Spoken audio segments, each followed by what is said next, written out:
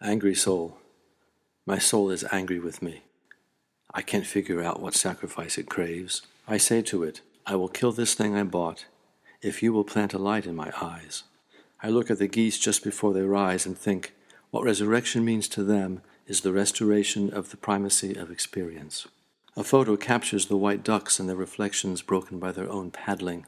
If they were artists, I would say those broken self-representations are the reason they paddle. Here, the antonym of experience is sadducee. The nearest synonym is innocence. These days, even my attacks are abstract. Alert. You will sense from the first sentence or two, whether addressed to you or overheard in the locker room, irritating newness in his speech. It will take months of probing and dreaming about the cavities you've probed to understand. Let me guide you with one example. When he says invasion of privacy, he means privacy invading a public space. The past smells of men. Every portrait I've made, both slow and fast, this air completed and ruined it. Present and rain hide a friendship they need not be ashamed of, while flaunting the saddest obscenity. Zola wrote so much, described so many things with evident and contagious pleasure. Nature and church mingled as though they were equals, so leisurely at such long cocktail evenings. It was a long blink ago. And now my friend, he wouldn't object to my calling him so, though maybe he should, writes from Thailand. We are failures. The great experiment has failed. Why then go on reading Zola's description of the Mass, of unreal blood, when the blood in my man is real? Why bother an imaginary body, a sacred heart, when my own heart is beating so desperately, pleading for me to stop, or at least to ease up, while it can still pump? Appearances. He says noise, light, spy rays from Mars don't jar his sleep. Conscience doesn't plague him, except inasmuch as conscience is consciousness that he could have worked another hour instead of watching the news or keeping up appearances, both of which I delay in the morning, shouts of laughter, eruptions of rage, along with the whirring of the stationary bike. Fearing his imperturbability is a hoax.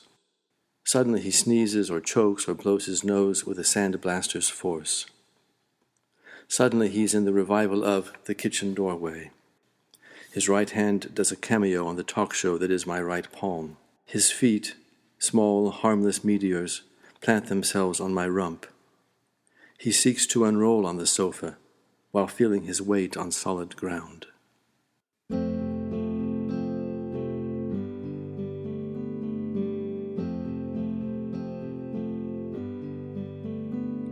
Way down in Brazil, men on every hill. How can it be that you're blue? Dancing on the beaches, not one of them reaches out his hand to you. Way down in Brazil, lying on the grill, lying on the hot samba sands. Lotion on your back doesn't close the cracks or the lines that adorn your hands. And Jesus stands above the harbor. Silently he looks out over the sea, like a woman waiting for her sailor to return and end her misery.